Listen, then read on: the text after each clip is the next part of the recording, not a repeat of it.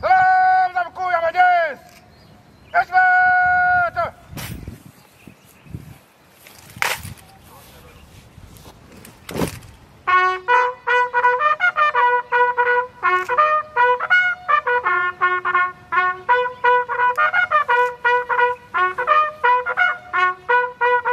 Leo mkuu ya majeshi, walinzi heshima waliopo mbele yako endelea na jeshi la ulinzi ya wananchi wa Uganda.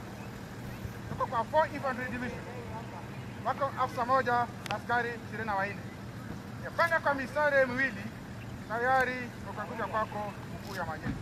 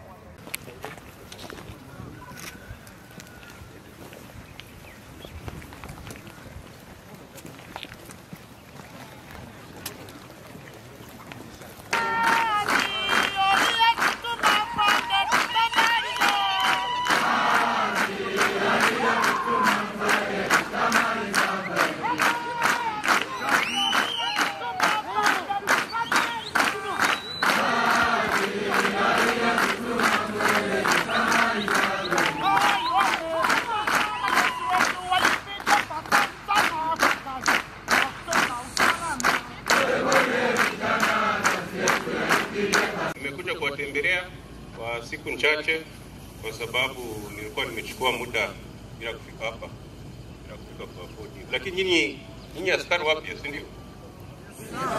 So askari wapya, cha kwanza karibu kwa jeshi. Asante sana.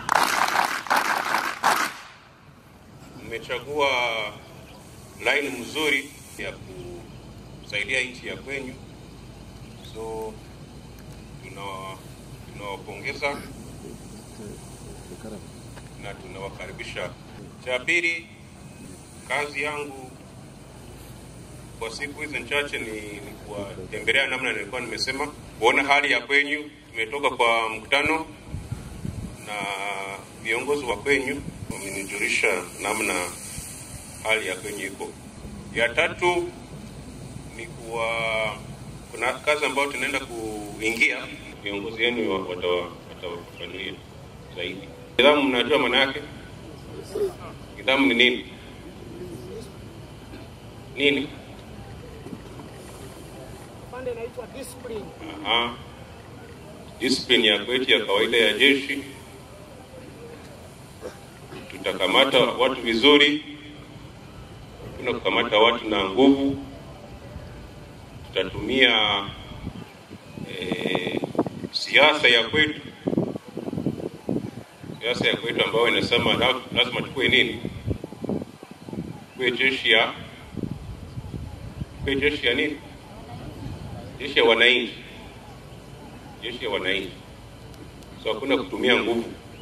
Naongea nao vizuri. Nasema amri ya rais ndio hii, lazima tuifuatilie. Kuchunga maisha yako, maana yake unaweza kufanya miaka 30 kama sisi wa jeshi. Halafu unatoka wakati uko na miaka 50. Ndio? Lakini lazima mchunge nini? Mchunge afya. Afya mnajua maana yake? Your health. Okay? Mmeingia jeshi, mko na afya nzuri, mko fit. Naweza kazi, so msianze kuzorota. Msianze kuzorota wakati mmeingia jeshi. Unasikia? Wakati tuliingia jeshi, askari alikuwa anapata kama 60,000 shilingi kila mwezi. Naona mko watajiri sana. So ni kupanga sasa, unaweka kwa bank, una save, unapanga. Halafu muhimu training sasa. Umefanya basic hiyo ni msingi tu. Msingi unajua maana yake? Msingi ni nini? Msingi ni nini? Foundation.